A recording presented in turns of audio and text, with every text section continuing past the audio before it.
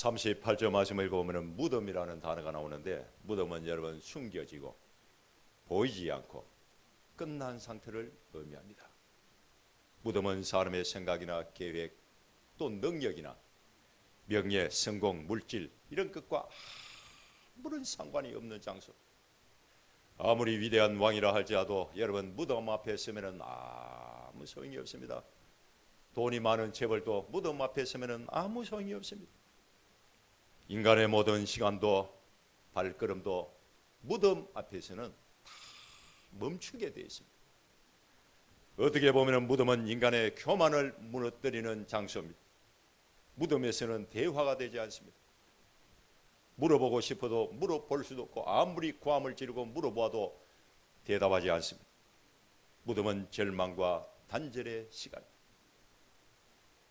이사야 38장 18절 말씀을 읽어보면 무덤이 주를 찬송하지 못하며 라고 기록이 되어 있는데, 무덤은 더 이상 노래하지 못하고 무덤은 아무 말이 없습니다. 오늘 본문 말씀에 나오는 무덤이 나오는데, 이 무덤은 베다니에 살고 있는 나사로의 무덤입니다. 그런데 무덤 입구에 여러분 큰 돌을 가지고 막아놨습니다. 덜짐승이나 아니면 도굴범들이 무덤 안에 들어가시고 시신을 훼손할 수 있기 때문에 큰 돌을 가지고 무덤 입구에 막아놨습니다. 또 냄새를 차단하기 위해서 입구를 막아놨습니다. 한마디로 여러분 시신을 보호하기 위해 가지고 큰 돌을 가지고 입구에 막아놨는데, 허락 없이 무덤에 있는 돌을 자기 마음대로 옮기거나 훼손을 하게 되면 엄격하게 그 당시에 처벌을 했습니다. 그런데 여러분 이 돌이 얼마나 큰지, 지름이 여러분 약 1.5m에서 3m 정도 됩니다. 큰 돌입니다. 그 두께는 30cm 정도 되고, 무게는 여러분 1톤에서 2톤 정도 나가는데 큰 돌입니다. 큰 돌이기 때문에 혼자서 옮길 수가 없고, 성인 남자 3명에서 5명 정도 힘을 합쳐야 겨우 옮길 수 있는 그런 돌입니다. 제가 모두의 말씀을 드는 것처럼 무덤은 우리 사람의 시간도 멈추게 하고 발걸음도 멈추게 하고 시작이 아니라 끝입니다. 무덤에서는 대화가 되지 않기 때문에 단절의 자리입니다. 여러분 무덤 앞에 서면 나도 모르게 슬픔과 눈물이 가득하기 때문에 절망의 자리입니다. 오늘 본문 말씀을 읽어보면 이 무덤 앞에 예수님과 마르다 마리아 그리고 동네 사람들 유대인들이 여러분 다 그 무덤 앞에 여러분 서 있습니다. 나사로의 동생인 마르다 마리아는 슬픔으로 여러분 가득합니다. 예수님도 얼마나 슬펐는지 나사로 무덤 앞에서 눈물을 흘렸습니다. 나사로가 젊은 날에 죽었으니까 동네 사람들도 안타까워지고 마음에 슬픔이 여러분 가득합니다. 가정을 책임진 남자가 죽었으니 여러분 그 집안의 희망이 소망이 여러분 다 끊어졌습니다. 중요한 것은 예수님이 베다니에 오실 때마다 나사로의 집에 모시고 와가지고 음식도 대접하고 지극정성으로 섬기고 또 믿고 따라다녔습니다. 젊은 날에 죽었으니까 영적으로 얼마나 여러분 실망이 되었겠습니까? 이런저런 이유로 많은 사람들이 무덤 앞에 서 있는데 모든 사람들 마음속에 슬픔이 여러분 가득했습니다. 사랑하는 성도 여러분, 우리의 인생도 마찬가지입니다. 사업에 실패를 하고 건강을 잃어버리고 가정은 무너지고 희망도 소망도 모든 것이 여러분 다 끊어지고 모든 것이 여러분 다 무너져 내릴 때가 여러분 있습니다. 다시 일어설 힘도 없고 겉으로 보기에는 살아있는 것처럼 보이지만 속내는 여러분 완전히 죽어 있을 때가 있습니다. 그게 바로 무덤입니다. 나도 모르게 무덤 앞에 서 있을 때가 있습니다. 여러분 이런 상황이 되면 힘들고 괴롭습니다. 나사로의 무덤 앞에 서 있던 사람들도 이런 마음으로 서 있었는데 예수님께서 그때 뭐라고 말씀하시느냐, 돌을 옮겨 놓아라 라고 그렇게 말씀합니다. 돌을 옮겨 놓아라. 여러분 돌을 옮겨 놓는 것이 쉽습니까? 어렵습니다. 왜 어렵습니까? 내 생각 때문에 어렵습니다. 39절 말씀을 읽어보면 예수님이 돌을 옮겨 놓으라고 했을 때에 마르다가 뭐라고 말합니까? 주님 이미 죽은 지가 나흘이 됐고 시신에서 썩는 냄새가 납니다 라고 그렇게 말합니다.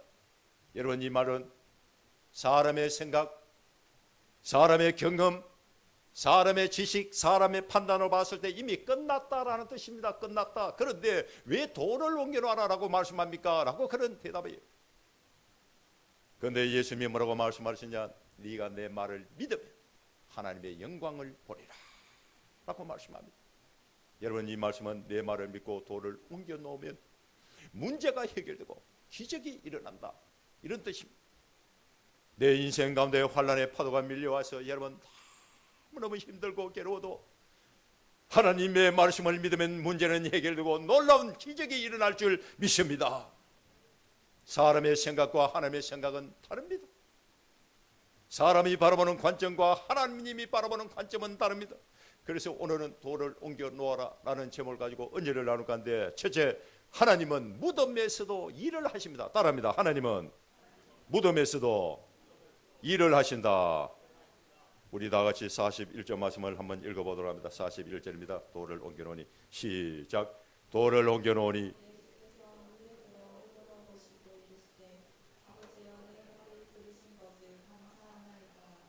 여러분, 나사로의 무덤은 불가능의 자리, 절망의 자리, 단절의 자리, 사람의 생각, 사람의 경험, 사람의 지식으로 볼 때에 불가능의 자리.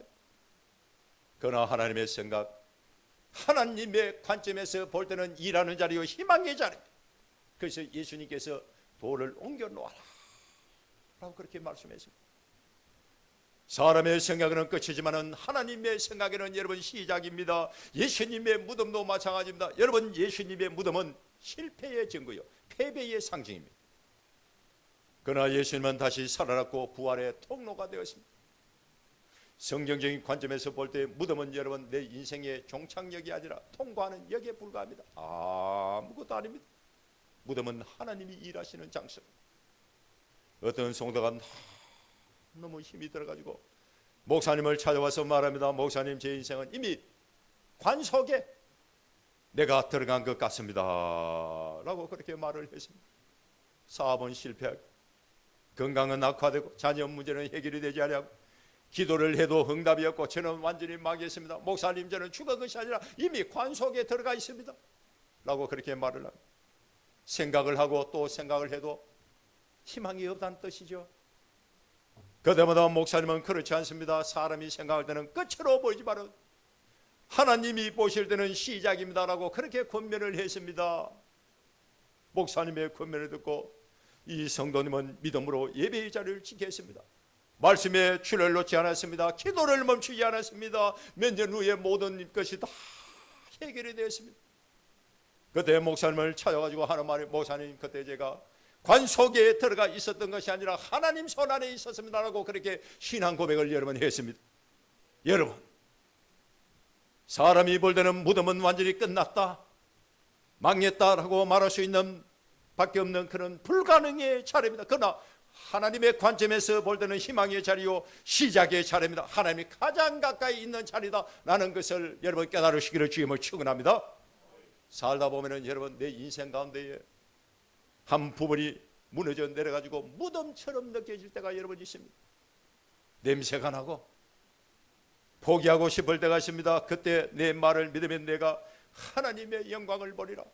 네가 내 말을 믿으면 하나님의 영광을 보리라. 여러분, 이 말씀을 꼭 기억하시기를 주님을 축원합니다. 예수님은 지금도 저와 여러분들이 서 있는 무덤을 찾아오십니다. 그리고 일을 하시고 기적을 행해 주시는 하나님이십니다. 오늘도 힘들고 어려운 사람이 있습니까? 가정에 문제가 있고 사업에 문제가 있고 건강 때문에 흐름을 당하고 있고 자녀들 때문에 힘들어서 남모르게 눈물을 흘리고 있는 성도들 여러분이지 않아요?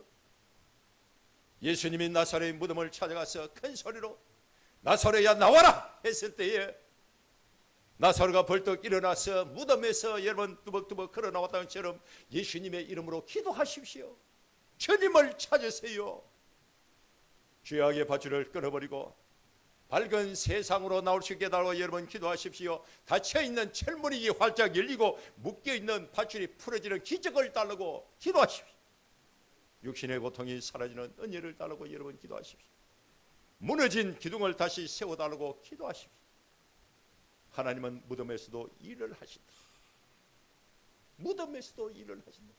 우리 사람이 생각할 때는 무덤은 끝이요 절망의 자리요 단절의 자리지만 하나님은 무덤에서도 일을 하신다. 여러분, 이 사실을 믿고 기도할 수 있기를 주님을 축원합니다. 기도할 때는 문제가 해결됩니다. 하나님의 기적이 일어납니다. 주님 내 인생 가운데 찾아오면 모든 문제를 해결되고 기적이 일어납니다. 하나님이 일을 하시면 눈물이 기쁨이 됩니다. 절망이 소망으로 변합니다. 두려움이 변하여 평안이 여러분 될 줄 믿습니다. 하나님 무덤 가운데서도 일을 하신다.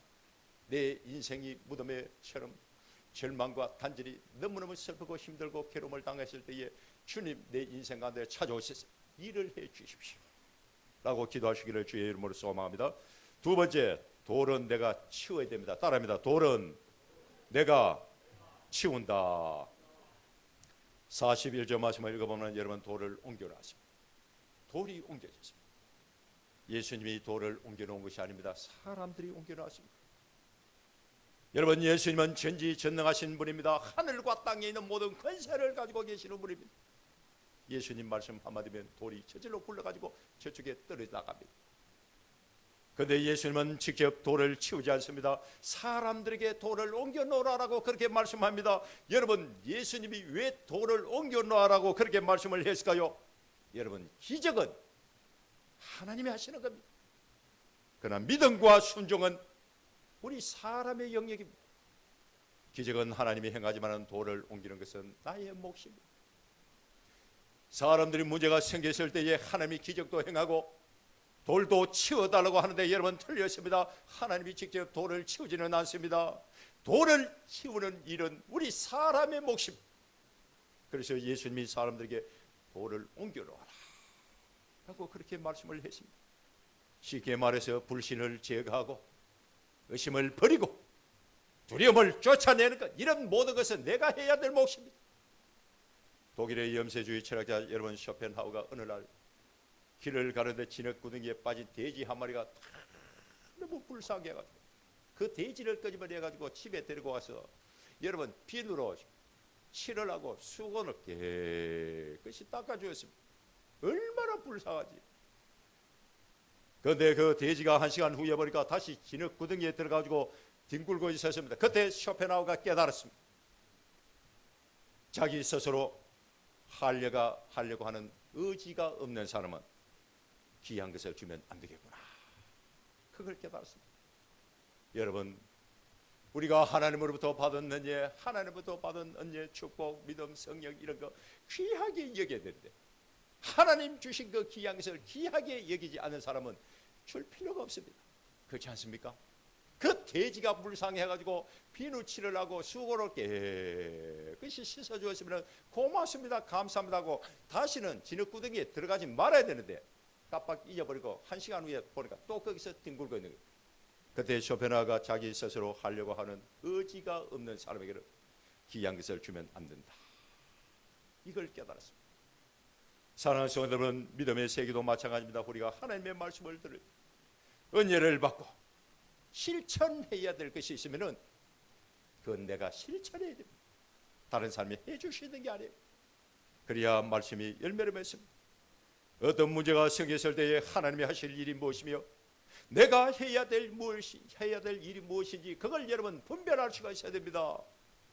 오늘 본문 말씀을 읽어보면 예수님이 돌을 옮겨 놓아라라고 그렇게 말씀했습니다. 여러분 사람들이 그 말을 듣고 우리는 힘이 들어서 못해요, 나이가 많아요, 무서워서 못해요, 돌을 함부로 옮기면 안 됩니다, 법으로 옮기지 말라고 했습니다. 내가 그 돌을 옮겨가지고 처벌을 받기 때문에 나는 옮길 수가 없습니다 라고 말하면서 여러분 예수님 말씀에 불순종했다면 기적은 일어나지 않았습니다. 중요한 것은 얼마든지 이런 말씀을 하면서 불순종할 수 있다는 거예요. 그런데 사람들은 예수님의 말씀을 듣고 다 순종했습니다. 돌을 옮겨놓아라 할 때 그 옮겨놓는 순간 법에 의하여 처벌을 당할 수가 있지만 예수님 말씀에 순종해서 돌을 옮겨놔라. 여러분 문제가 생겼을 때에 하나님이 하실 일이 있습니다. 반대로 저와 여러분들이 해야 될 일이 있습니다. 여러분 저와 여러분들이 해야 될 일이 뭐냐? 그 믿고 순종하는 것입니다. 기도하는 것입니다. 예배의 자리를 지키는 것입니다. 하나님의 말씀을 읽고 묵상하는 것입니다. 믿고 순종하면서 모든 것을 여러분 주님께 모든 걸 맡겨야 되는 것입니다. 그런 것을 우리가 하라고 하는 거 했을 때에 그 다음에 기적은 하나님이 행하는 것입니다. 무덤 입구를 가로막고 있는 돌이 가지고 있는 영적인 의미는 내 인생의 장애물을 의미하는데, 여러분 내 삶 가운데 불신의 돌이 있잖아요. 의심의 돌이 있잖아요. 상처의 돌이 있습니다. 포기하는 돌이 있습니다. 게으름의 돌이 있습니다. 죄책감의 돌이 있습니다. 인간관계를 어렵게 만드는 그런 돌이 있습니다. 이미 늦었다라고 말하는 절망의 돌이 여러분 있습니다. 예수님이 이런 돌을 옮겨놓아라 라고 말씀하시면 우리는 순종하고 믿음으로 순종하고 그 돌을 옮겨놔야 됩니다. 예수님이 돌을 옮겨놓으라고 말을 했을 때 마르다가 뭐라고 말합니까? 주여, 죽은 지가 나흘이 되었으면 벌써 냄새가 납니다라고 그렇게 말을 했는데, 여러분 이 말은 믿음의 말이 아닙니다. 불신의 돌이, 절망의 돌이, 포기의 돌이고 낙심의 돌입니다. 성도들 여러분, 문제가 생겼을 때 목사님을 찾아와서 목사님 저는 어떻게 할 수가 없어요. 문제는 이미 끝났습니다 라고 말합니다. 대화는 끊겼고 그 사람에게 내가 더 이상 기대할 것도 의지할 것도 없습니다 라고 말합니다. 그런데 상담을 하면서 이런저런 이야기를 들어보면 사람의 문제가 아니라 그 가정에 박혀있는 돌의 문제가 너무나 많이 있습니다. 내 마음속에 불신의 돌이 가득하고 낙심의 돌이 가득합니다. 절망의 돌이 있습니다. 두려움의 돌이 있습니다. 상대방을 향한 원망의 돌이 여러분 있습니다. 그 돌을 치워야 되는데 돌을 치울 생각은 아니하고 사람을 자꾸 탓하고 있다는 거예요. 돌을 치워야 하나님의 말씀이 들리고 하나님의 말씀이 들려야 은혜가 되고 은혜가 되어야 열매를 맺습니다. 어떤 농부가 우물에 갔는데 우물에 물이 하나도 없습니다. 몇 년 동안 물을 길러가지고 잘 먹고 잘 살았는데 오늘 가보니까 물이 하나도 없습니다. 실망하고 얼마나 낙심이 됐는지 투덜거리면서 그냥 양동이를 들고 그냥 집으로 왔습니다. 그런데 옆집에 살고 있는 아저씨가 그 우물에 가더니 물을 가득 떠가지고 길러왔습니다. 똑같은 우물인데 한 사람은 물을 넣지 못하고 또 한 사람은 물을 길러가지고 왔습니다. 나중에 알고 보니까 우물이 마른 것이 아니라 우물 입구에 돌과 흙과 낙엽이 가득 쌓여 있었습니다. 그 돌과 낙엽과 흙을 치우니까 물이 솟아났습니다. 문제는 물이 아니라 돌과 흙과 낙엽이었습니다. 물은 그대로 있었습니다. 여러분, 내 인생의 무덤은 끝이 아닙니다. 하나님의 영광이 시작되는 자리인 줄 믿습니다.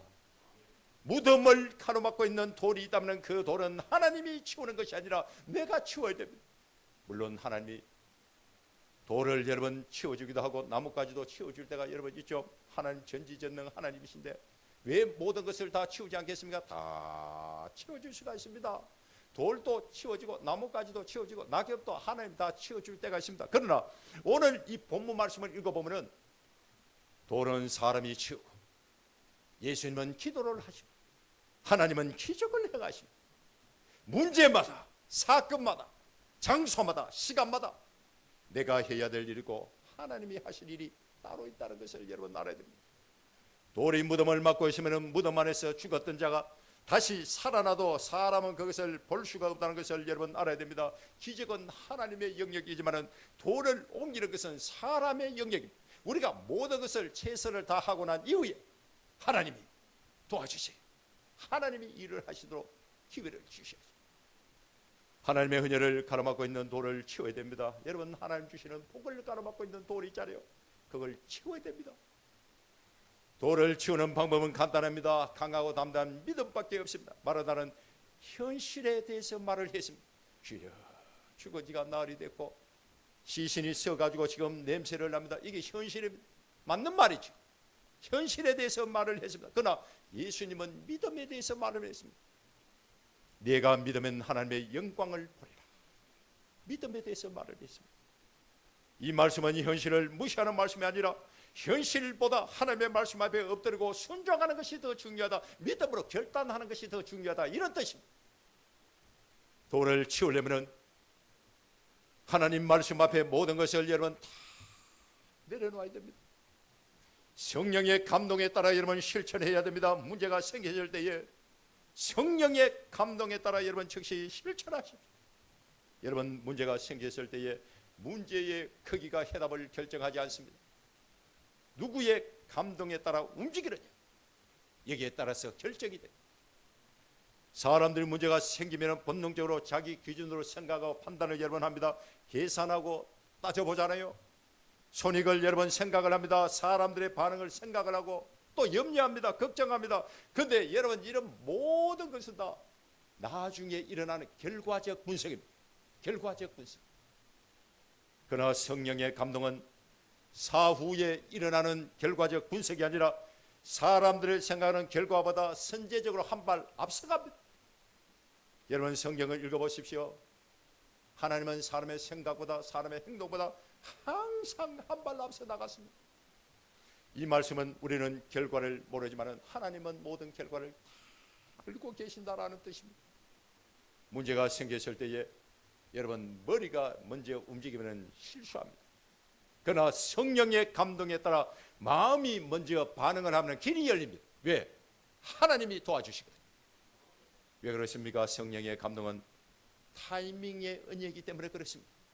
여러분 사람의 생각은 맞는 것 같지만 조금만 시간이 지나면 뒤로 미루게 되어 있습니다. 미루는 순간 마음은 굳어집니다. 지체하는 순간 환경은 더 악화됩니다. 할까 말까 고민하는 사이에 갈등은 더 커지고 내 마음속에 두려움은 살아나기 시작합니다. 그래서 행동에 옮기지 못합니다. 그러나 성령의 감동에 따라 순종하는 그 순간 하나님이 일을 하십니다. 많은 성도들이요, 그때 내가 왜 그런 선택을 했는지 잘 모르겠습니다. 그런데 지나고 보니 하나님의 뜻이었습니다 라고 그렇게 말하는 사람이 있습니다. 그게 무슨 뜻입니까? 성령의 인도했기 때문에 그렇습니다. 이해는 나중에 옵니다. 그러나 확신은 순종 후에 축복으로 여러분 찾아옵니다. 성령의 감동에 순종할 때 믿음이 좋아집니다. 성령의 감동에 여러분 순종해 보십시오. 믿음이 날마다 좋아집니다. 성령의 감동을 계속 무시하면 마음이 둔해지고 감동은 줄어들고 결국 신앙생활을 아무 느낌 없이 신앙생활을 여러분 하게 되십니다. 그러나 작은 감동에도 민감하게 반응한 사람은 분별력이 생기고 강하고 담대한 믿음이 생기고 하나님의 음성에 민감해집니다. 환난과 시험과 문제는 때가 되면 여러분 다 지나갑니다. 그러나 순종하는 믿음은 아름다운 믿음의 발자취를 남기고 향기가 나고 성령의 인도는 저와 여러분들을 축복의 길로 인도하신다. 이걸 여러분 늘 기억하고 믿을 수 있기를 주님을 축원합니다.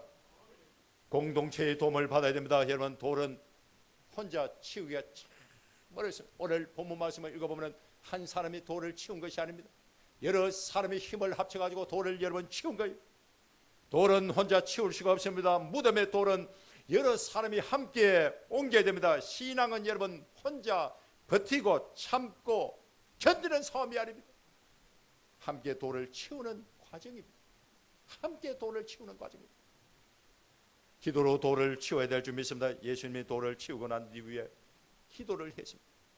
기도는 기적을 만드는 도구지만 하나님의 뜻에 내 마음을 맞추는 통로가 된다는 것을 여러분 알아야 됩니다. 세 번째, 돌을 치우면 기적이 일어납니다. 따라합니다. 돌을 치우면 기적이 일어난다. 44절 말씀을 우리 함께 한번 읽어봅니다. 44절 죽은 자 시작. 죽은 자가 수족을 배로 동긴 채로 나오는데 풀어 돌아나게 하라 하시니라. 아멘. 44절 말씀을 읽어보면 여러분 돌을 치우고 난 이후에 세 가지 기적이 일어났습니다. 첫째, 죽은 자가 살아났습니다. 마르다 마리아 동네 사람들 여러분 이미 다 끝났다라고 생각을 했습니다. 그런데 예수님의 말씀 앞에서 죽었던 나사로가 다시 살아난 기적과 능력과 역사가 일어났습니다. 돌을 치우는 순간 죽은 자가 살아났습니다. 두 번째, 묶여있던 것이 풀어졌습니다. 44절 말씀을 읽어보면 풀어 놓아 다니게 하라.